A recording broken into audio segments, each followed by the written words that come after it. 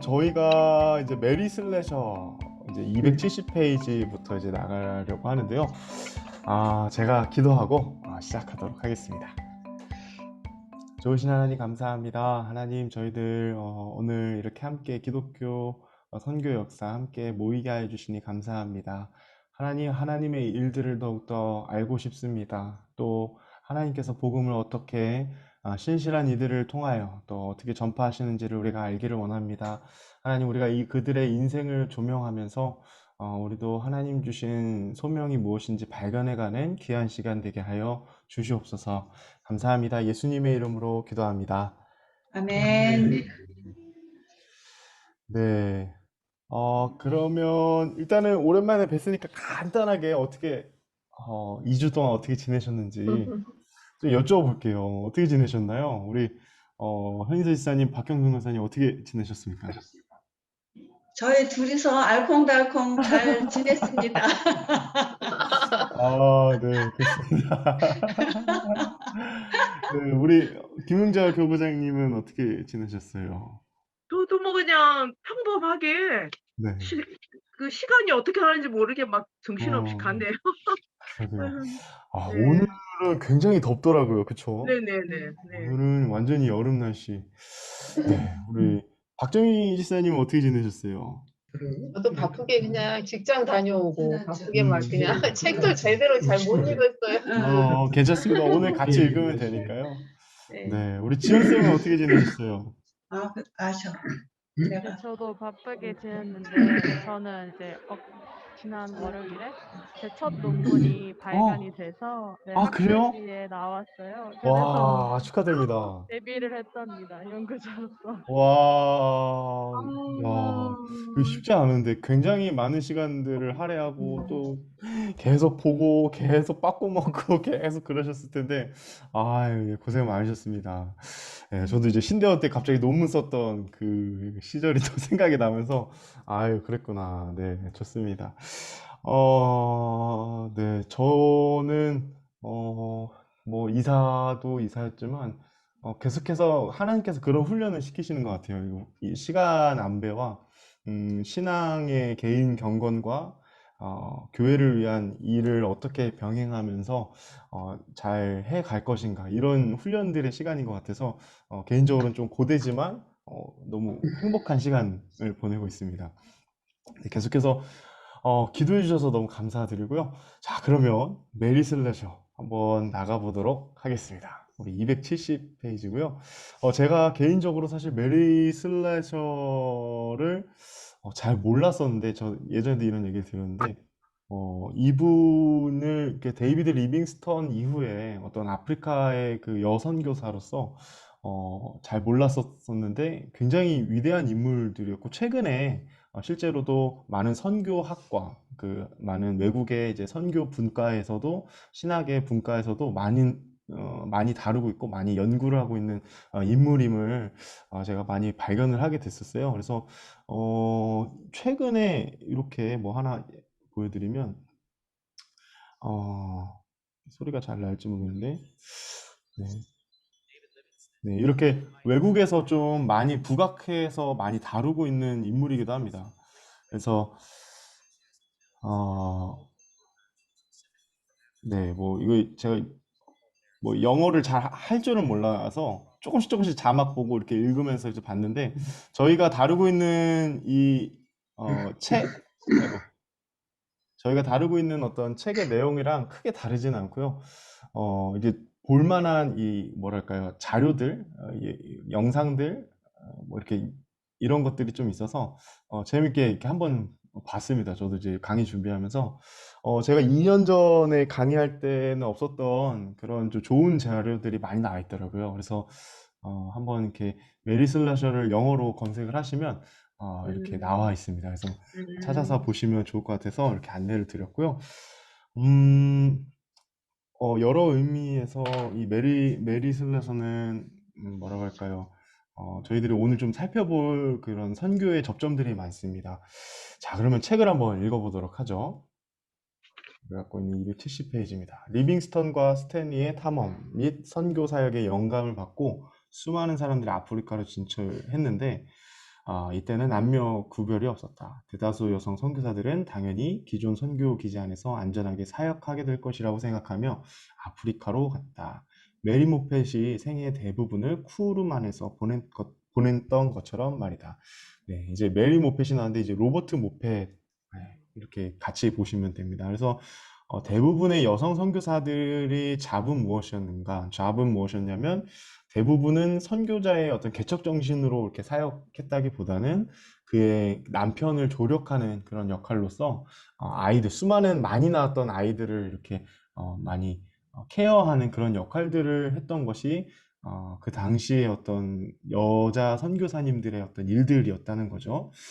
근데 독신 여성 선교사에게는 탐험과 개척 사역을 하겠다 혹은 하지 않겠다는 선택권도 주어지지 않았다. 네, 여기까지만 읽어보더라도 우리가 이제 조금 시간대가 지금 왔다 갔다 합니다. 예, 이 시기가 우리가 알고 있는 그 윌리엄 캐리, 저희가 저저번 주에 다뤘던 윌리엄 캐리와 크게 이렇게 다르지 않아요. 그런데 이 당시의 시기의 그 주요한 특징이라고 꼽을 수 있다면 문화적으로 여성들이 굉장히 남성들이 가지고 있었던 그런 위치들, 지위들을 가지지 못했다는 게 분명한 어떤 특징들이었던 것이죠. 그게 이제 선교의 역할에서도 그러한 분명한 어떤 갈등 내지는 그런 부분들의 어떤 한계가 있었던 것으로 보입니다. 그런데 메리 슬래셔가 선교 현장에 등장하기 전까지는 그랬다. 그래서 여선교사로서 굉장히 뭐 화끈하시고요. 굉장히 대장부 같은 그런 선교사님이신 것 같아요. 네, 그 다음 페이지 보시면 위에서 네 번째, 실제 메리 슬러셔는 맨발의 옷차림도 변변치 못한 빨강 머리 노동자 계급 여성으로 아프리카식 진흙 오두막에 살았고 얼굴은 때로 부스럼 투성이에다 틀니를 뺀 모습일 때도 종종 있었다. 하지만 개척 선교사로서 그녀는 경이로운 성과를 거두었고 아프리카 사람들에 대해 그녀만큼 일체감을 가졌던 선교사도 드물다. 그래서 이제 그녀는 대영 제국 최초의 여성 부영사 자리에 오를 만큼 비범한 여성이기도 했지만 살아생전 받은 최고의 찬사는 세상을 떠나기 전 그녀를 잘 아는 동료 선교사의 입에서 나온 말로 그는 이런저런 흠결과 괴팍함에도 불구하고 그녀는 훌륭한 하나님의 여인이라며 경의를 표했다. 예, 어디든 그렇습니다. 그 같이 동역하는 동역자에게 인정받는 분은 진짜 대단한 분들이시죠. 근데 이제 하나님에 대해서 하나님의 일을 하는 일꾼의 관점에서는 인정을 받았다는 거죠. 네, 그래서 이제 그 다음 문단부터는 그 어렸을 때 어떤 환경들을 이렇게 이야기를 쭉 해 나가기 시작합니다. 그래서 요거는 제가 읽으셨으리라 생각하고 조금 넘길게요. 네, 그 다음 페이지 보시면 위에서 네 번째 줄. 메리는 아주 어렸을 때부터 해외 선교에 관심이 많았다. 그녀가 태어나기 2년 전에 설립된 칼라바르 선교회가 특히 관심을 끌었다.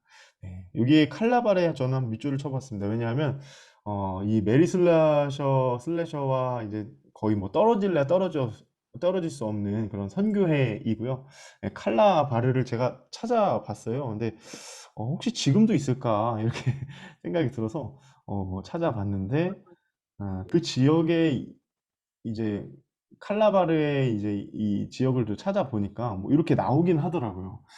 그리고 그 메리 슬래셔에 대한 어떤 그 뭐 기념비나 이런 것들이 있는지는 제가 또 찾아보려고 하는데 제 서칭 능력으로는 나오지는 않았습니다. 그래서 요 정도 위치에 있는 곳이구나 이제 파악을 하게 됐는데 중앙아프리카 공화국 바로 이제 조금 더 서쪽으로 가면 이쪽에 있다고 하더라고요. 네, 그렇습니다. 이제 그래서 칼라바르 선교회는 이제 요 지역에서 이제 선교를 하는 선교회이겠죠. 그런데 특징이 있습니다. 이 책에 보시면 그 문단의 특징이 여성들에게 늘 문호를 개방했다. 그래서 여기를 들어가기 위해서 데이비드 리빙스턴의 어떤 영향을 받아서 이제 그곳을 이제 가기를 결심을 하고 결국에는 이제 지원해서 합격을 하게 됐다. 이런 얘기가 그 다음에 나오죠. 그래서 그 다음에 또 들어갔는데 이제 조금 개척자 정신을 보였던 것으로 보여요. 예, 배우면서 하루라도 빨리 이 편안함과 안락함, 그 당시에 어떤 그렇게 느꼈던 것 같아요. 선교사 가정들의 어떤 안정적인 모습들보다는 본인이 이렇게 더 들어가서 그 아프리카 사람들을 위한 선교를 개척해 나가고 싶었던 그런 마음들이 군데군데 보이기 시작합니다. 그래서 272페이지 맨 밑에서 네 번째 줄 보시면 그녀는 이렇게 기록했다. 도착한 지 겨우 한 달 만에 그녀는 이렇게 기록했다. 가만히 앉아 있는 것에도 특별한 은혜가 필요하다. 그러니까 가만히 앉는 것에도 특별한 은혜가 필요하다는 건 굉장히 그것도 큰 인내가 필요하다. 뭐 이런 이야기로 보여요. 기다리기가 너무 힘들다. 네, 그렇게 표현했습니다. 그녀의 마음은 오로지 내륙으로 들어가 개척 사역을 하는 곳으로 향해 있었지만 그 특권을 위해서는 기다리는 수밖에 없을 터였다. 네, 그래서 그 다음 페이지로 넘어가면 이제 그 다음에 아프리카에 온 지 3년쯤 지나 몇 차례 말라리아를 앓고 몸이 허약해진 슬래셔는 휴가를 허락받고 귀국하여 가족들을 만나 원기를 회복할 수 있었다. 심신을 재충전한 그녀는 올드타운에서 사역하라는 지시를 받고 흥분된 마음으로 아프리카로 돌아왔다. 네, 근데 이제 그러면서 어떤 일이 있었습니까? 네, 이제 슬프지만 이제 메리 슬래셔의 이제 어머니도 돌아가시고 아는 가장 직계 이제 사람들이 이제 죽게 되죠. 그러면서 오히려 제가 보기에는 이런 부분들이 하나님이 더 좀 고난 중에도 은혜를 허락하신다고 메리 슬래셔를 그렇게 독신 여성 선교사로 하나님이 더 연단시키는 과정을 허락하셨다라고 좀 보였어요. 저는 개인적으로. 네, 그래서 이제 이분이 그 다음 페이지 보면 이제 메리 슬래셔의 어떤 얼굴이 나오죠. 네, 네, 굉장히 대장부 같으세요, 그죠? 네, 굉장히 대장부 같으시고 보면은 선교사 봉급 대부분을 고향 집에 보낼 수 있었다. 그녀의 일은 지루하지 않았다. 학교를 관리했고요, 의약품을 나눠줬고요, 주민들의 분쟁까지 중재했고 버려진 아이들의 어머니가 되었어요. 주일이면 순회 설교자가 되어 정글을 뚫고 이 마을 저 마을 다니면서 듣고자 하는 이에게 복음을 전했다. 네, 칼라발에 복음을 전한 일은 더디고 지루한 가정이었다. 마을에는 마술과 신령술이 성행했고 잔인한 풍습에 부족들의 전통에 깊이 배어 있어 그것을 근절시키기가 거의 불가능했다. 네, 그 중에서도 가장 가슴 아픈 풍습은 쌍둥이 출산을 저주로 여기는 풍습이었다. 네, 그래서 이것을 위해서 굉장히 많은 노고를 펼치죠. 슬래셔는 쌍둥이를 구해내고 산모를 보살폈을 뿐 아니라 때로 생명의 위협을 무릅쓰면서까지 그런 악행을 저지르는 자들과 맞서 싸웠다. 네, 여성의 몸으로, 독신의 몸으로 그런 일들을 하게 됩니다.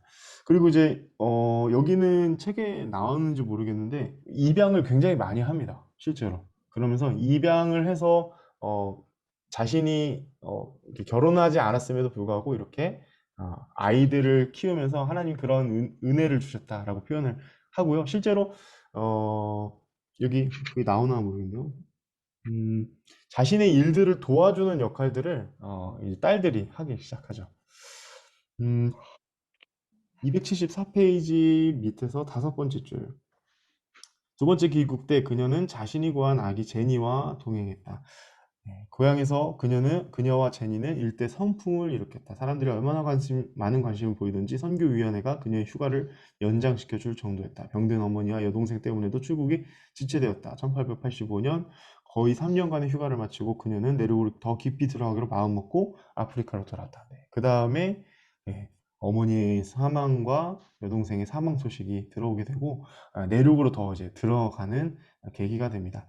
슬래셔가 굉장히 오랫동안 사역을 했습니다. 그래서 한 약 40년 정도를 사역했다고 알려져 있는데 그러면서 사실 이분에게 동역자는 제가 보기에는 가족들도 동역자들의 어떤 모델들이 여태껏 많이 나왔다고 한다면 여기서 슬래셔의 어떤 모델을 통해서 알 수 있는 것은 그가 어떻게 보면은 구해낸 어떤 그런 제니라고 나오는 이런 딸들이 옆에서 큰 힘이 되어주고 조력자가 되어주는 것을 보게 되죠. 네. 그리고 그 다음에 이제 안에서 들어가서의 개척자로서 선교사의 일들이 쉽지 않았다. 그런 일들이 쭉 나와 있습니다. 네. 그리고 그 다음 페이지 276페이지 슬래셔는 백인 남성은 살아남을 수 없는 지역에서 그로부터 25년 이상 개척 선교를 이어갔다. 네, 이거는 백인 남성은 살아남을 수 없는 지역이 약간 좀 웃기게 이렇게 쓴 거예요. 그래서 백인 남성도 살아남을 수 없는 그 지역에서 여성 선교사로서 25년 이상 개척 선교를 했다는 의미로 보여요. 중재자로서 그녀의 명성이 주변 외딴 마을들로 퍼져나가면서 그녀는 곧 그 지역 전체의 판사 역할을 하게 되었다. 예, 이 판사 역할도 대단한 거죠, 그렇죠? 네, 인정을 받았다는 겁니다. 백인임에도 불구하고 인정을 받았다는 거죠. 1892년 그녀는 오코용 최초의 부영사로 임명되어 여러 해 동안 이 공직을 수행했다. 부영사의 재량으로 판사 역할도 했고 토지나 부채, 가정 문제를 두고 벌어진 다툼 포함해 법정 송사를 주재했다. 네, 그런데 이제 그래서 이제 밑에 뭐 이분을 뭐 이 메리 킹즐인가요? 이분이 이렇게 말한 것이 백인 추장, 메리 슬러셔는 백인 추장과 같다 이런 표현을 썼고요. 그 다음 277페이지로 넘어가면 이분의 그러면 선교 방식은 굉장히 어땠을까요? 네, 우리가 추측하건대 좀 터프하셨을 거예요. 왜냐하면 개척자의 정신을 가지고 있었던 대부분 여태껏 살펴봤던 그런 선교사들의 모습을 보면 굉장히 직진이었죠. 네, 직관적이고 굉장히 직진 스타일이었죠. 이분도 마찬가지였던 것 같습니다. 그래서 중간쯤 보시면 278페이지 중간 문단 보시면 매일의 일상이 너무 되는 대로 식이어서 네, 이렇게 나와 있습니다. 그래서 굉장히 직관적이셨을 것 같아요. 네, 일을 뭔가 진행하시려면 그렇게 해야만 뭔가 일이 빨리빨리 되었어야 했기 때문에인지는 몰라도 그랬었던 것 같습니다. 그리고 굉장히 뭐 여기 젖은 몸이 몸에 달라붙어서 슬래셔의 모습을 보지 않으려고 굳이 앞장서서 남자 선교사들이 갔다 이런 얘기가 나온 거 보면 개의치 않았던 거죠. 네, 어떤 자신의 어떤 외관이나 그런 걸 꾸미는 것보다 여기에서 완전한 토착화를 이루고 네, 정말 아프리카 사람들에게만 완전히 신경을 썼던 그런 선교사님으로 보입니다. 네, 278페이지 위에서 5번째 줄 보면 그녀는 재판관이자 주민 지도자로 크게 존경받기는 했지만 회심자는 거의 얻지 못한 것으로 알려졌다. 그녀는 자신의 사역을 다른 선교사들을 위한 예비 사역으로 보았다. 네. 저는 이거 여기서 탁 하고 잠깐 생각하고 지나갔거든요. 왜냐하면 우리 아마 이 단어를 많이 들어보셨을 겁니다. 옛날에는 이 단어가 굉장히 뭐잘 알고 있었던 단어인데 지연자매가 혹시 알려나 모르겠어요. 마중물이라는 단어를 아시나요? 네, 압니다. 아, 그러세요. 네.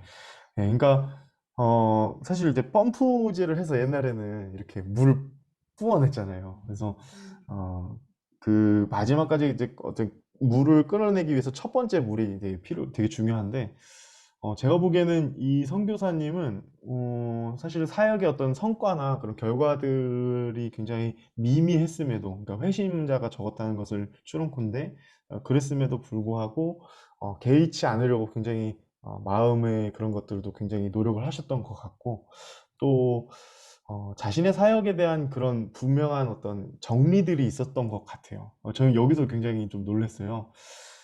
왜냐하면 저도 이제 사역을 하다 보면요.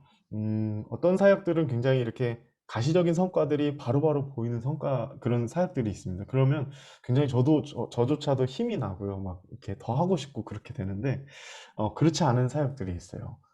굉장히 미미하고, 이걸 내가 이렇게 열심히 했는데 오히려 어디 역효과가 나는 것 같기도 하고, 많이 힘도 빠지고 이런 성격의 어떤 그런 사역들도 있는데, 그런 부분들에 대한 어떤 자기 자신이 이 하나님이 주신 이 사역에 대해서 정리하는 게 굉장히 중요하거든요. 근데 이제 굉장히 그 신앙적으로도 성숙하지 않았나 그런 생각이 들었습니다. 네, 우리 여러분들은 어떠세요? 이제 사역을 이렇게 뭐 목장에서 우리 목자도 하시고 우리 박경선 선생님 목자 사역도 하시고 우리 교구장님 교구장의 어떤 사역도 감당하시고 우리 박정희 선생님 또 우리 김지연 선생님도 우리 아이들을 가르치잖아요. 네, 이런 부분들은 좀 적용해 볼 만한 것 같아요. 나의 사역이 이렇게 바로바로 보이지는 않지만 제가 여기 PPT에도 다음 선교사를 준비하는 인내 선교사라고 제가 써봤는데 나의 사역에 있어서 그런 부분들을 생각을 해볼 만하지 않나 그런 생각이 듭니다. 네, 그리고 네, 쭉 넘겨가 볼까요? 1903년 오코용에서의 임기가 다 끝날 무렵 첫 번째 세례식이 열렸고 그녀의 입양아 11명 중 7명이 세례를 받았다. 7명의 창립 구성원으로 뭐가 조직됐어요? 네, 교회가 조직되었습니다. 굉장히 오랜 시간을 내다본 거죠. 1904년, 우리나라에서도 1904년 굉장히 뜻깊은 기적인데 1904년 55세의 나이로 그녀는 7아이들과 함께 오코용을 떠나 이 둘을 비롯해 기타 외딴 지역으로 개척 사역을 하러 갔다. 네, 저는 여기서도 한번 또 뭘 봤냐면 그러니까 그러니까 가족이라고 할 수 있는 입양한 아이들을 데리고 그 아이들을 뭘 했냐면 훈련을 시킨 거죠. 네, 훈련을 시킨 거예요. 훈련을 시켜서 함께 복음 전파를 위해 자기 자신처럼 그렇게 할 수 있는 이거를 좀 뭐라고 많이 하냐면 이 도제식이라고 많이 표현합니다. 선교에서도 많이 나오고 신학의 실천 신학에서 많이 나오는 건데 도제식입니다. 제자 훈련 많이 들어보셨죠? 제자 훈련을 할 때 직접 그러니까 많은 수의 사람들을 이렇게 하기보다 좀 전략적으로 어떻게 하냐면요. 자신이 데리고 다니면서 자신의 사역지에서 자신의 플레이그라운드에서 이렇게 함께 체험하고 경험하게 함으로써 이 사역에 함께 동참하게끔 하는 그래서 이제 직접 이렇게 예수님의 제자가 12명이었잖아요. 그래서 그렇게 소수의 정예의 어떤 사람들을 집중적으로 훈련시키는 방식이 이제 도제식인데 그런 어떤 방식을 취한 거죠. 이곳에서 이부족 대상 사역은 큰 성공을 거두었어요. 입양 자녀중 맞다린 제니는 이제 훌륭한 조수가 되어줬고 오코형 사역은 다른 여성 선교사에게 임계할 수 있었다. 그 뒤 10여 년 동안 그녀는 이 개척 사역을 계속했고 그 사이 다른 선교사들이 계속 그녀의 뒤를 이었으며 이들은 개척 선교사로서의 그녀의 수고 덕분에 비교적 수월하게 사역할 수 있었다. 1915년 아프리카 땅에 발을 디딘 지 40여 년 만에 그녀는 66세의 나이로 자신의 진흙 오두막에서 숨을 거두었다. 네, 편한 것을 추구하지 않았던 굉장히 사실은 우리가 계속해서 살펴봤던 그 어떤 뭐 윌리엄 캐리도 그렇고 뭐 마시맨도 그렇고 많은 사람들이 있었잖아요. 그런 분들을 보면은 좋은 면만 있진 않았지 않습니까? 그래서 뭐 입체적으로 굉장히 우리가 보려고 노력을 했는데 제가 보기에는 메리 슬래셔에 대한 어떤 흠집을 잡을 만한 그런 얘기들은 많이 없는 것 같아요. 그래서 이것만으로도 저는 굉장히 좀 울림이 있었습니다. 네. 책을 계속 보시면 그녀가 아프리카에서 사역하고 있는 동안 선교 사역은 극적으로 확장되어 갔다. 교단의 재정 후원을 받지 않은 독자적 선교인 믿음 선교가 급속히 발전하고 있었다. 네, 믿음 선교는요, 우리가 이제 자비랑 선교사라고 하죠. 네, 자비랑 선교사와 비슷한 맥락을 하고 있는 그런 선교의 방식이라고 보시면 됩니다. 그래서 스스로 그곳을 개척을 해서 거기에서 스스로 이렇게 교단과는 조금 이렇게 뭐 적극적으로 어떤 개입이나 이런 부분들이 없이도 스스로 이렇게 복음을 전하는 후원을 받지 않는 그런 모습들이죠. 근데 여태까지 살펴봤던 그런 선교는 다 어디서 파송을 했냐면 다 선교회, 교단의 어떤 큰 교단에서의 선교의 후원을 받는 곳에서 이렇게 준비가 되어서 이렇게 나갔던 반면에 이런 부분들이 이제 발전하고 있었다. 이런 부분들을 이렇게 다루고 있습니다.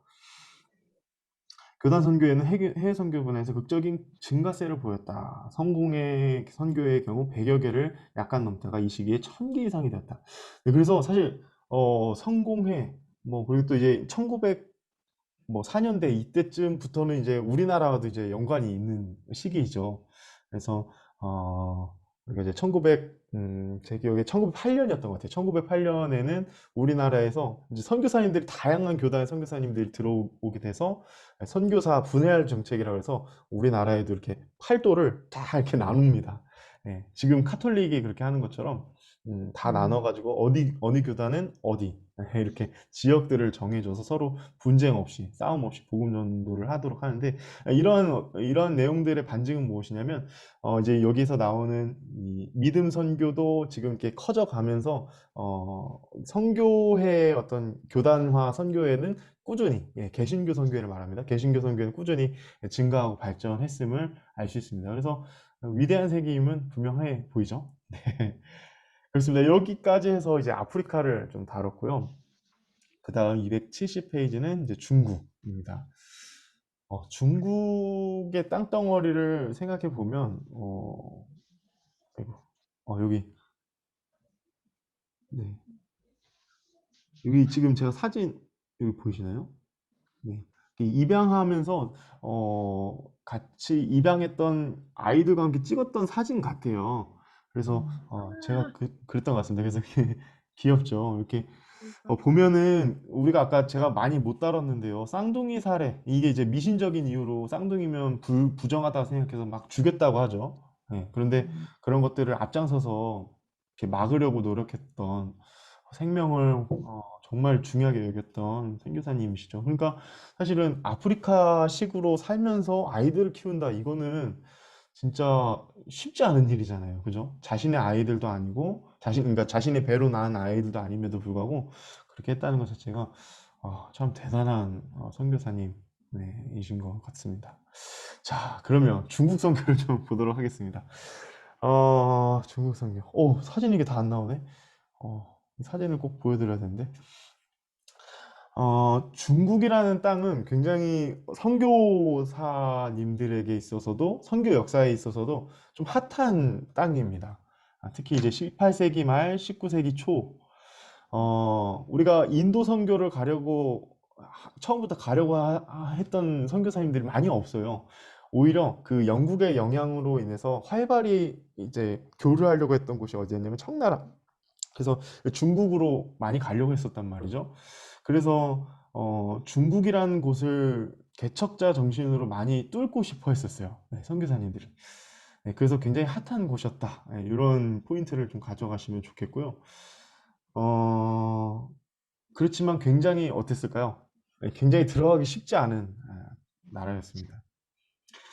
그런 내용들이 이제 처음에 281페이지 이야기들이 쭉 나와 있습니다. 그럼 중국이 어떤 나라였는가? 우리가 뭐 너무 잘 알고 있죠. 왜냐면 우리랑 가까운 나라니까 점점 우리 한국과 가까워지고 있습니다. 맨 위에서 한 9번째 줄, 10번째 줄 보면 중국의 고립주의 기저에 깔린 동기는 민족적 자부심이었다. 중국인은 자신들의 문명을 자랑스러워했고 외부인들은 되게 야만인, 심지어는 외국 마귀들이라고 여겼다. 네, 서양이 우월하다는 암시에 대해서는 분개하지 않았다. 네, 굉장히 유교도 그렇고 뭐 이런 것들 여기 그 문단 밑에쯤 보시면 중국의 종교가 거기에 문화의 어떤 가장 큰 그런 똘똘 뭉치게 하는 그런 민족주의의 기저에 깔려 있었다라는 것을 알 수 있죠. 그래서 민족적 자부심이 남다르던 나라였다. 그래서 다시 한번 또 복습을 하게 됩니다. 이제 저자가 이런 얘기를 해요. 281페이지 맨 밑에서 6번째 줄 보시면 기독교는 4단계에 걸쳐 중국에 들어왔다. 페르시아에 살던 7세기에 네스토리우스파 그리스도인들이 맨 처음 중국에 들어왔다. 네, 우리가 이거 살펴봤죠? 잠깐 다뤘습니다. 또 13세기 말에는 로마 카톨릭이 들어왔다. 프란체스코의 수도사인 몬테 코르비노의 요한이 중국에 발을 디뎠다. 그리고 또 세 번째는 언제요? 16세기. 다음 페이지 보시면 로마 카톨릭의 예수회 중국에 재입성했다. 그런데 그 예수회의 특징은 뭐였어요? 네, 유아 세례. 그리고 가능한 많은 사람들에게 세례를 주려고 했다. 그러면서 에피소드가 하나 나오죠. 살아날 가능성이 없는 아이에게 세례를 주고자 했는데 이런 것들을 보면서 아기들을 독살하는 종교가 아닌가 이런 의심이 커져갔다. 뭐 이런 얘기가 나오죠. 그리고 마지막 네 번째 단계가 바로 이제 개신교의 유입입니다.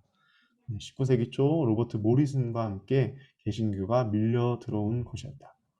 로버트 모리슨도 굉장히 중요한 인물입니다.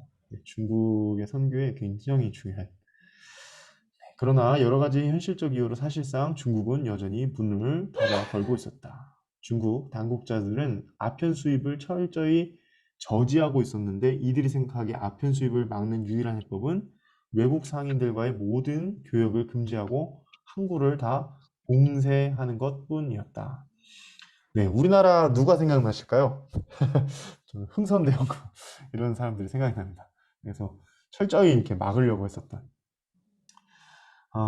중국도 그랬다는 거죠. 이 아편이야말로 이 인도에서 가져왔던 이 아편이야말로 오히려 실질적으로 그게 효과가 있었던 것이죠. 영국에 어떤 발을 들여놓게 하는 실질적인 이유가 됩니다. 그래서 아편 전쟁을 여러분들이 아마 아실 겁니다. 아편 전쟁 때문에 결국에는 이 난징 조약까지 이르게 되는데요. 사실은 이제 아편 전쟁 때문에 여기 283페이지에 그런 얘기가 나오죠. 위에서 셋째 줄. 아편 전쟁은 홍콩을 영국에 이양하고 우리가 잘 아는 이제 현대사의 이야기들이 이제 나오게 되죠. 외국과의 무역을 위해 5개항을 개항한다는 내용의 난징 조약으로 막을 내렸다. 네, 사람들이 그러니까 이렇게 얘기했다고 해요. 아유, 뭐 담배 피우는 거랑 비슷해 이러면서 굉장히 많은 사람들이 이 아편에 중독이 되었다고 합니다. 근데 이런 환경 속에서 사실 우리는 이제 기독교인으로서 이런 현실적인 상황들 속에서 어떻게 시대적 부름의 요청에 행동하였는가? 우리는 포커스가 있는 거죠. 아편 전쟁이 막 발발하기 이전까지 그러면 사람들이 막 중독돼 있고 막 지금 막 난징 조약이 막 이루어지고 있어요. 선교사님들은 이러한 환경 속에서 어떤 생각하고 어떻게 행동하셨을까요? 네, 그게 이제 그 다음 문단에 나와 있죠. 이 전쟁의 부당성을 말하는 여러 항변의 목소리가 있었고 또 일부 선교사들도 이에 동조했지만 대다수 교회와 선교 지도자들은 무슨 수를 써서라도 중국이 복음을 향해 문을 열게 만들어야 한다고 믿었다. 설령 그 문호 개방이 무력으로 이루어질 수밖에 없다 하더라도 말이다. 선교사들 중에는 아편 밀수에 직접 관여하는 이들도 있었다. 네, 그런 사람들도 분명히 있었겠죠. 그러나 1850년대 영국과 중국의 두 번째 무력 충돌 후 아편이 합법화되면서 밀수는 종식되었다. 중국이 결국 이렇게 굴욕을 당하자 여러 선교회들이 발빠르게 움직이기 시작했다. 중국에서는 이제 아편뿐만 아니라 기독교도 합법적으로 판매될 수 있다. 네, 이거는 이제 저자의 표현입니다. 물론 값비싼 대가가 없지 않았다. 네, 이런 환경들을 왜 저자가 이렇게 설명할까요? 네, 중국의 콧대가 굉장히 높았다 이런 얘기들을 나눴죠. 네, 그런데 그렇게 콧대 높았던 사람들에게 복음을 전파되기에 이전에 어떤 환경적인 요소가 있었느냐요? 네, 아편이라는 그런 마약이 있었어요. 그렇기 때문에 사실 백인 선교사님들이 이 중국 사람들에게 접근하는 게 물론 이렇게 강제적인 합법화죠. 그런 합법화 속에서도 기독교가 발을 놓을 수 있는 어떤 요건이 되었지만 그와 동시에 값비싼 대가를 치러야만 했을 것이라는 겁니다. 네.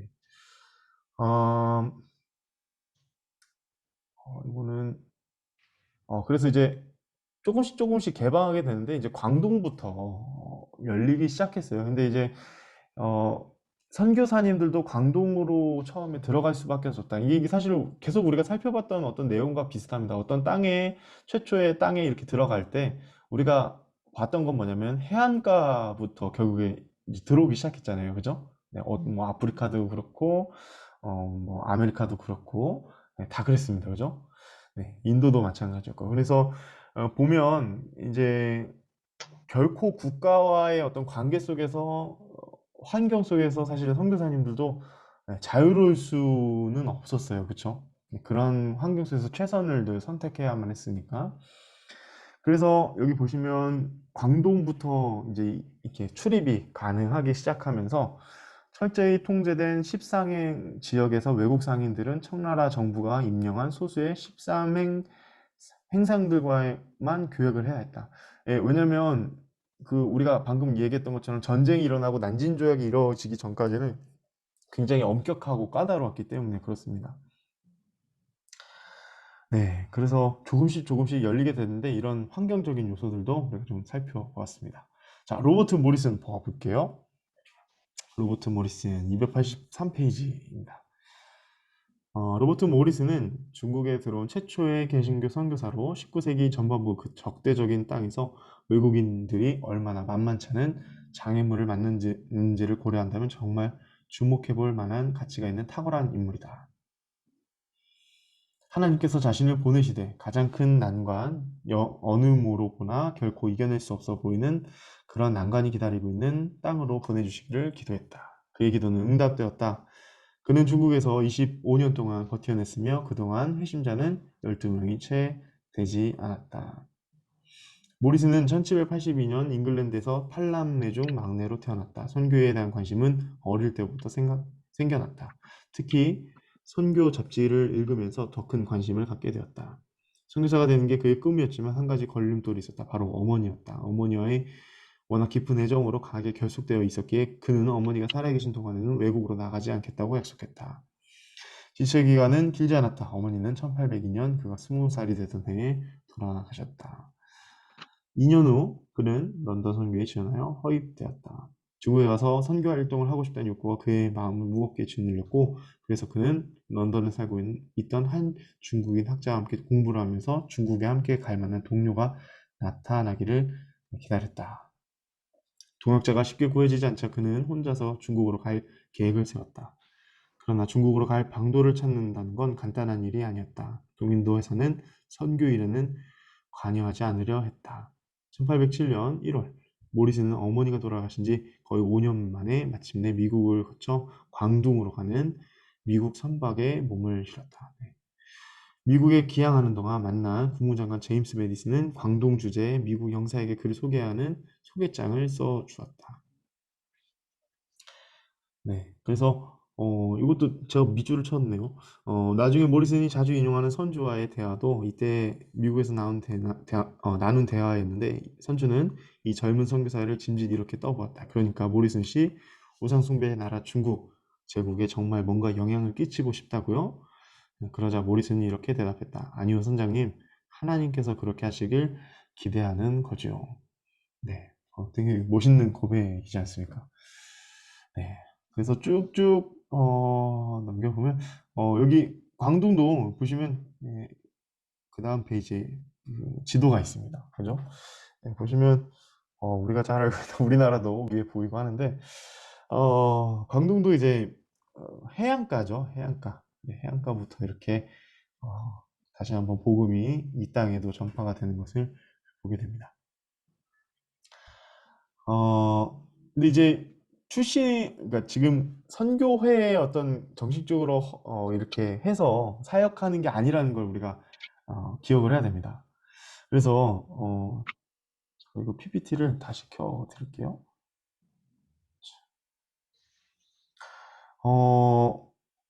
그러니까 사실은 일을 하면서 어떤 그런 저기를 하는 건데 그러니까 회사에 일을 하면서 그죠? 동인도 그런 일을 하면서도 지금 이제 사역에 대한 어떤 눈을 뜨고 이렇게 하고 싶어 하는 건데 쉽지는 않았을 거예요, 그죠? 어, PPT를 다시 네, 됐네요.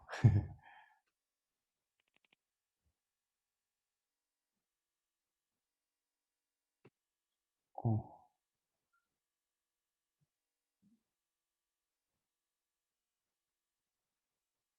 음, 아, 네, 여기 있습니다.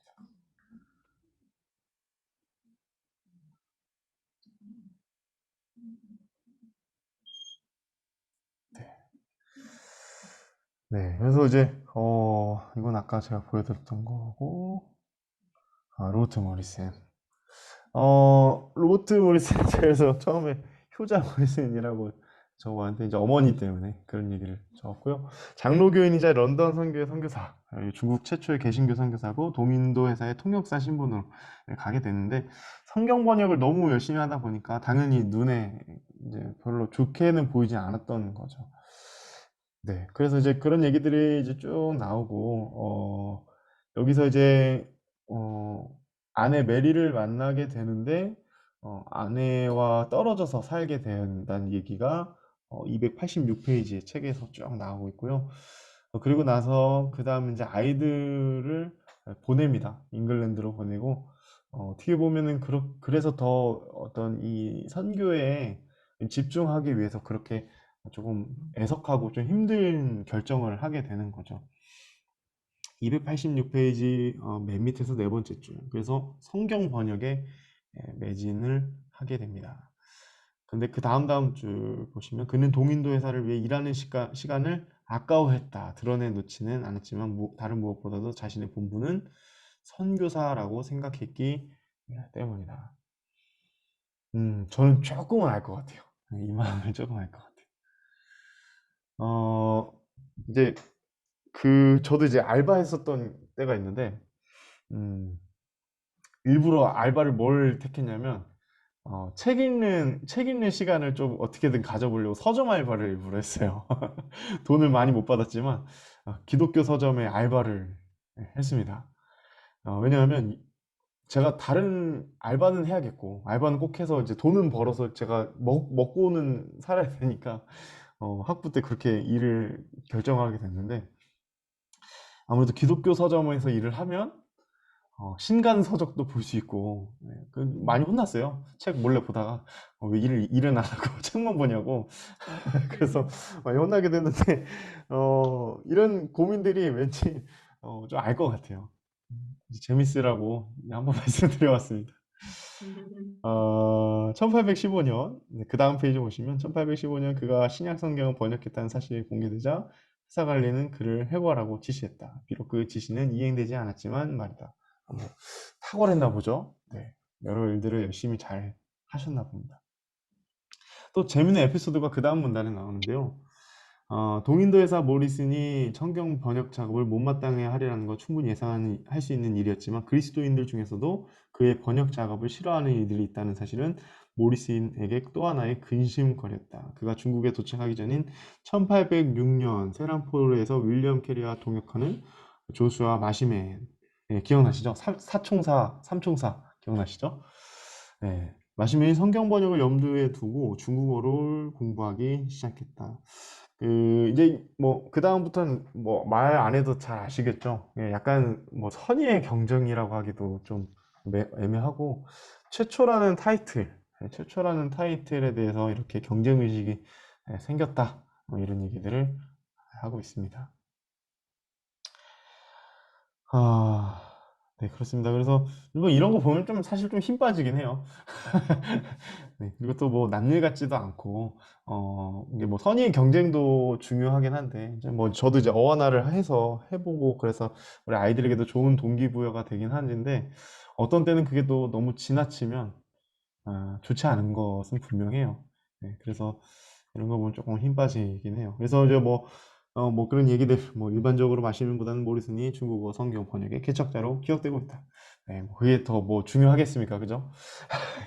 이런 부분들이 얼마만큼 그런 일들을 중요하게 여겼는가. 네, 우리는 그렇게 좀 포인트를 잡아가야 될 것 같습니다.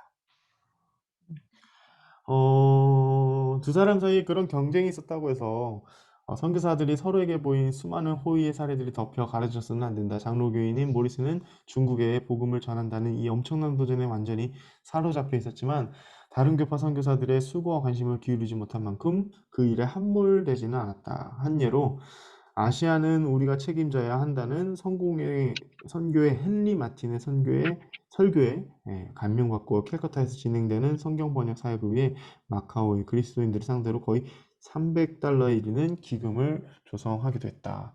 네, 제가 헨리 마틴 관련해서 영상 하나 조금 이따 보여드릴 게 있는데 좀 이따 보여드릴게요. 그리고 네, 자, 이거는 빨리 한 3분 이내로 맞춰보겠습니다. 로버트 모리슨까지. 성경 번역을 마친 모리슨은 1824년 첫 휴가를 받아 잉글랜드에 돌아가 17개월 넘게 머물렀다. 그러면서 강연을 다니면서 그가 첫 번째로 강조한 것은 인재 발굴이었다. 여기 한번 밑줄을 쳐보시면 좋을 것 같습니다. 네, 사역은 그 어떤 품고 있는 사역지도 중요하지만요. 그 사역을 이어갈 수 있는 지속성도 굉장히 중요합니다. 네, 그 사역을 이어가는 지속성, 나 다음에 사역을 이어갈 수 있는, 하나님이 그렇게 부를 수 있는 사람들을 발굴해 가는 거, 그리고 기도하면서 준비해 가는 거 굉장히 중요하죠. 네, 그 다음 쭉 넘길게요. 쭉 넘기고, 뭐 여성들을 위한 특별한 일들도 그렇게 했다. 이런 얘기들도 나오고요. 네, 그 다음에 내용들은 제가 조금 이렇게 넘길게요. 290페이지 넘어가실게요. 290페이지로 넘어가면 중국에서 27년간 사역한 동안 모리슨이 회심시킨 사람은 10명을 넘지 못했다. 그가 남긴 유산은 주로 번역 사역, 그리고 중국 선교에 관심을 불러일으키는 역할과 관계에 있다. 다른 중국 선교사들과 마찬가지로 그의 이름도 아편무역과 그 뒤 이어진 아편전쟁과 관련되어 있는데 선교 열정이 뜨거운 일부 사람들은 이러한 연관관계를 이용해 서구인들이 중국을 얼마나 심각하게 착취했는지를 간단히 무시해버리기도 한다. 네. 노련하고 경건한 모리슨은 끝까지 영광스러운 동인도 회사의 고참 사원을 남았고 이 회사는 인도에서 아편 생산을 관리했으며 그토록 엄청난 양을 생산하는 강제력으로 작용했다. 그는 동인도 회사 선박을 타고 돌아다니는 것에 전혀 양심의 가책이 없었다. 네, 이건 이제 부정적인 어떤 평가를 이제 이야기를 하는 것이죠. 여러분들은 어떠십니까? 여러분들이 여기까지 이제 로버트 모리슨에 대해서 짧게 살펴봤는데 동인도 회사의 그 신분으로서 그 지역을 땅을 밟았고 그렇게 사역을 했던 그렇지만 뭐 이용을 역이용했다라고 표현을 해야 할지 아니면 그것을 그냥 한몫했는지는 우리가 생각을 해볼 필요가 있겠죠. 네, 제가 왜 50분까지 잠깐 했냐면 우리 지연쌤이 오늘은 좀 특별한 일이 있어서 나가봐야 될 것 같아서 아까 말씀을 주셨어요. 그래서 갑자기 나가면 또 다른 분들이 이렇게 뭐지? 이렇게 생각하실까봐. 네, 아유, 그래도 시간 내주셔서 바쁘신 중에 강의 들어주시고 함께 해주셔서 감사합니다, 지연쌤. 죄송합니다. 아니에요. 영광입니다. 너무 부담스럽겠나? 네, 그래서 좀 잠깐 환기시키시고 또 물도 마시면서 좀 보라고 제가 그 헨리 마틴이라는 그 영상이 있어요. 뭐 FEBC 방송 극동방송인 것 같은데 여기서 나온 영상 하나 있는데 제가 요거를 제가 보여드리도록 하겠습니다. 지연쌤은 편하게 나가셔도 됩니다. 네, 잘 듣겠습니다. 네. 네. 헨리 마틴은 우리가 많이 제대로 못 다룬 것 같아요. 근데 헨리 마틴이라는 사람이요, 인도의 어떤 땅에서도 굉장히 유명했었고 또 굉장히 많은 영향력을 주었던 사람입니다. 그래서 제가 잠깐 영상을 이거 안 보여드린 것 같아서 보여드릴게요. 크게 보이시나요? 혹시 영상이? 네. 네. 소리도 들리시나요? 네.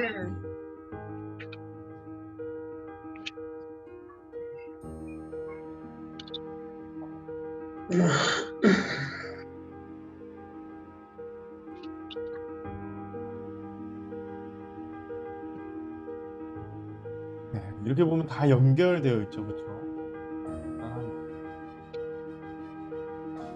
아깝다. 빨리 죽어서. 아유. 그렇죠. 31살이죠.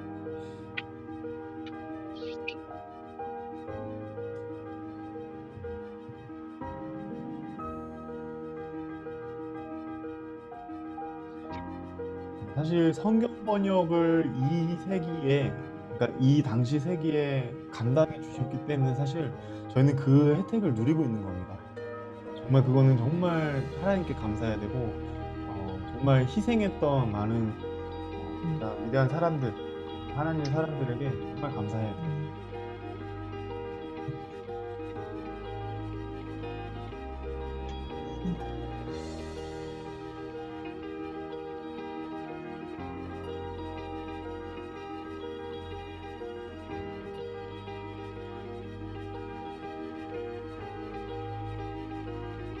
극동 방송이 맞죠? 네, 너무 잘 만들어서 제가 너무 감동해서 한번 영상을 갈무리해 봤습니다. 네, 그러면 로버트 모리슨까지 우리가 그냥 살펴봤고요. 오늘은 제가 랑아파까지만 하고 마치도록 하겠습니다. 랑아파, 이건 광저우 아까 말씀드렸던 건데 옆에 사진을 좀 가져와 봤고요. 네, 배들이 이렇게 드나들었던 곳이었다. 네. 랑아파. 자, 랑아파 한번 읽어보겠습니다. 모리슨이 회심시킨 사람의 숫자는 아주 적었지만 그중 한 사람은 뛰어난 복음 전도자이자 설교자가 되었다. 그 사람은 비록 신앙 고백은 모리슨의 동료 선교사 윌리엄 밀른과 동역하면서 했지만 말이다. 브룸홀의 말에 따르면 그는 전례 없이 유명한 중국인 그리스도인이 되며 만주족 왕조에 저항하는 태평천국 운동으로 이어진 일련의 사건들에서 자기도 모르게 연결고리 역할을 했다. 네, 태평천국 운동, 홍수전 기억하실 겁니다. 근데 이제 그런 어떤 영향을 주었던 것 같아요, 이 사람이. 자, 그 사람의 초기를 보면 1789년에 태어난 랑야파는 인쇄업자이자 독실한 불교 신자로 모리슨에게 고용되어 그가 번역한 성경과 수책자를 인쇄했다. 그러나 지방 관리들의 엄격한 단속이 시작되자 모리슨은 그의 안전을 위해 1815년 그를 밀른의 조수로 보냈다. 왜 그랬을까요? 사실 굉장히 이게 중요한 일이었어요. 그러니까 랑아파가 인쇄업자였다는 게 일단은 중요합니다. 네, 인쇄업자였던 죄송합니다. 제가 잘못했어요. 인쇄업자였다 독실한 불교 신자로서 모리슨에게 고용된 거죠. 그래서 사실 여기 보시면 우리나라에도 비슷한 예가 이제 살펴보게 될 텐데 인쇄업자들이 왜 중요했냐면 출판업을 하면서 복음 전도를 위해서 많은 그 일들을 감당할 수 있었고요. 그렇기 때문에 굉장히 전략적이었던 것이죠.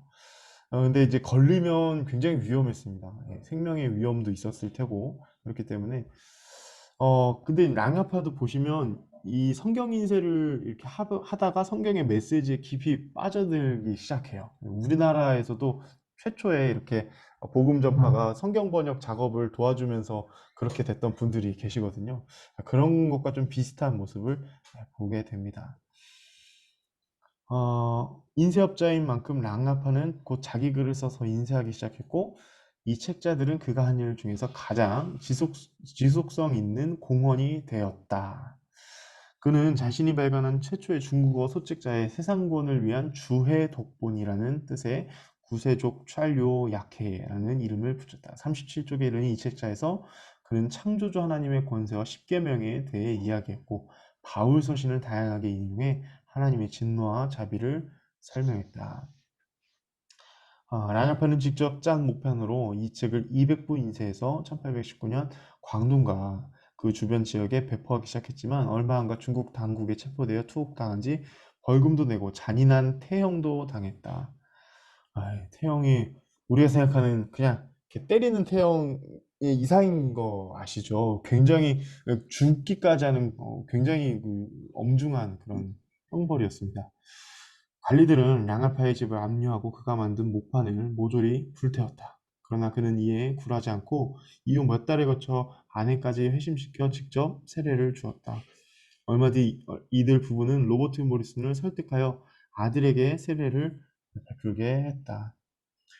랑아파는 사역기간 내내 극심한 핍박을 견뎌냈다. 걸핏하면 폭행당하고 물건을 빼앗기고 옥에 갇혔지만 그래도 계속 설교하고 문서를 배포하려는 그의 결단에는 굽힘이 없었다. 모리슨은 그를 복음전도자로 세웠고 후에 랑아파는 자기 교회를 세워 목사로 봉직했으며 그런 중에도 수책자를 집필하고 인쇄하며 성경을 번역하는 일을 쉬지 않았다. 그러니까 여러분 한 사람이 정말 변하는 거, 그건 정말 특별히 그 성경 말씀, 그 메시지에 변화되면요, 이거 뭐 누가 막아도 이게 막히지가 않습니다. 그는 강동에서 출발해 수백 킬로미터를 돌아다니며 말씀을 전하되 늘 정부 관리부들보다 한 발 앞서 다니려고 하다가 나중에 전략을 뒤집었다. 스펜스는 그가 지방 유생들의 향시를 관리하려고 이 마을 저 마을로 돌아다니는 청완조 순회 관리들을 뒤따라다니기 시작했다고 기록한다. 저는 여기 별표를 한번 쳤어요. 그러니까 자기가 그 전략을 완전히 바꾼 거죠. 네. 오히려 이게 더, 훨씬 더 효과가 좋았던 거예요, 전략적으로. 그렇게 해서 자신의 소책자가 시험 응시자들 반드시 공감해 주지는 않더라도 영향력이 있는 그 독자들의 손에 들어가기를 바랐던 것이다. 더 나아가 랑야파는 향시를 통과한 유생들의 최종 실험을 보러 오는 광둥 가나의 근처에서 책자를 나눠주는 것으로 전략을 수정했다. 교육 수준이 입증되었고 장차 백성들의 삶에 영향력을 끼칠 사람들이 모이는 행사로 중국 남동부에서 이보다 더 큰 행사는 찾을 수 없었을 것이다. 네, 랑야파의 순회 사역은 결국 중국 관리들에게 발각되었다. 네, 쭉 넘길게요. 네, 어떻게 보면 이제 자신이 갖고 있던 어떤 전문 기술, 네, 그런 부분들을 적극적으로 잘 활용을 한 거죠. 랑해파가 펴는 책자들은 중국에 널리 유포되었고 이를 읽고 많은 이들이 신앙을 찾거나 영향을 받았다. 누구 못지않게 영향을 받은 사람이 홍수전, 태평천국이란 거대한 운동의 지도자가 되는 사람이다. 네. 근데 이제 문제도 있긴 있습니다. 문제는 무엇이냐면 아직까지는 뭐예요? 소책자입니다. 소책자. 예, 소책자가 더 많이 됐기 때문에 그러니까 이제 이게 우리도 좀 생각해 볼 필요가 있는데요. 그냥 성경의 메시지를 함축해 있는 교리, 그것을 또 더 풀어낸 것들이 어떤 이런 소책자들이라고 할 수 있는데 오늘날도 마찬가지예요. 사형리만 전하고 그 직무를 다 했다고 생각하면 이런 일들이 일어날 수 있어요. 그게 뭐냐면 그런 교리들의 어떤 매료되는 부분들을 가지고 오히려 죄를 더 극대화하는 일들에 사용되게 되는 것을 심심치 않게 볼 수 있는데요. 그런 것들의 대표적인 게 뭐 사이비나 이단들이죠. 네, 랑아파의 책자와 서양 선교사들에게 영향을 받긴 했지만 홍은 자신이 예수님의 동생이라고 주장했고 그의 가르침은 정통 기독교에서 심각하게 이탈했다. 네, 그렇습니다. 오늘은 292페이지 여기까지 살펴보도록 하고요. 이 랑야파까지도 보면서 우리가 생각해 볼 여러 접점들이 있죠. 그래서 음, 저도 지금까지는 어떤 생각이 있냐면 선교도 그렇고 바이블 아카데미 진행하는 것도 그렇고 어떤 그 하나님 맡겨주신 양떼를 목양하는 일에는 결코 단시간에 되지 않고 하나님의 말씀이 정말 다방면으로 뭐 예를 들어 그리스도의 속죄 우리가 또 다음 주에 다뤄볼 텐데 중요한 5대 교리 같은 것들 있잖아요. 그래서 그런 부분들이 말씀의 그런 깊이 있는 정말 실질적인 말씀을 성도님들이 알 수 있는 데까지 가야 그게 진정한 양육의 어떤 중심이 되지 않을까 그런 생각이 있습니다. 그래서 결코 이거는 단시간에 될 수는 없다 이런 생각을 가지고 있고요. 이런 부분들에도 저는 그런 생각들을 했던 것 같아요. 네, 여기까지 살펴보고요. 혹시 궁금하시거나 같이 또 나누고 싶은 내용들이 있으시면 나누고 마치도록 하겠습니다. 목사님 네. 이 책이 그 어느 연도까지 그 선교사들을 네. 기록하고 있나요? 여기 그러니까 20세기까지 다루고 있고요. 네, 1900년대. 네, 그렇죠. 네, 1900년대, 제가 알기로는 1900년대까지 지금 살펴보고 있고, 네, 그래서 비교적 사실은 선교 역사 책들 중에는 대부분 어디까지 멈춰져 있냐면요. 딱 19세기 초까지를 많이 살펴보고 그 다음은 많이 못 다루는 게 일반적인 신입니다. 왜냐하면 네, 이제 우리 세기잖아요. 그 다음부터는 이제 우리 세기이기 때문에 역사라는 것 나중에. 자체가 예, 그렇습니다. 그래서 나중에 거의 이제 평가를 조금 더 공정하게 다룰 수 있고 이렇게 하는데 그래서 조금 쉽지는 않아요. 제가 그 기독교 선교사를 배울 때도 그랬고 학교에서도 배울 때도 그랬고 그 교수님이 그런 말씀을 하셨어요. 그래서 비교적 2, 30년, 그러니까 지금부터 해서 2, 30년의 일들은 우리가 지금 속단하기는 쉽지 않다. 그리고 자유롭지도 않다. 이런 말씀을 하셨는데, 저는 그것도 일리 있는 말이라고 생각을 하고요. 그렇지만 그래도 보도록 노력을 해야겠죠. 네, 왜냐면 판단을 우리는 나름대로 할 수 있어야 하니까요. 분별을 해야 되니까. 그렇습니다. 네. 여기까지. 네. 그러면 오늘 여기까지 하고 마칠까요? 네. 그럼 기도하고 수고 마치겠습니다. 많으셨습니다, 어머님. 아이고, 제가 너무 기도하고 마치겠습니다. 애쓰셨습니다. 계속 말씀하시더라. 아유, 힘드실 거. 아니에요. 저 그래서 예, 오늘 예. 무도 준비했습니다. 아, 감사합니다. 제가 기도하고 마치겠습니다. 예, 좋으신 목사님 하나님, 나가셔야죠. 제가 아직 안 아, 나왔나요? 네네. 기도하시고. 예. 네네.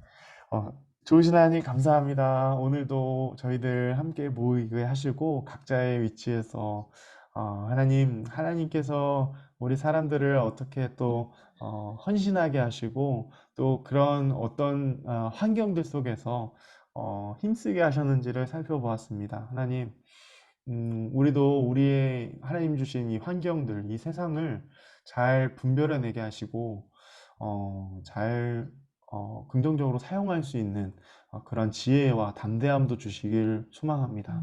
하나님, 우리가 할 수 있는 그 최선의 영역에까지 우리가 힘써 일할 때 하나님 우리들을 붙들어 주시고 우리들의 삶의 터전에서도 이 땅의 선교사로서 살아갈 수 있도록 저희들을 붙들어 주시옵소서. 감사합니다. 예수님의 이름으로 기도합니다. 아멘. 네, 수고하셨습니다. 감사합니다. 수고 많으셨습니다. 수고하셨습니다. 다음 주에 뵙겠습니다. 다음 주에 봬요. 네.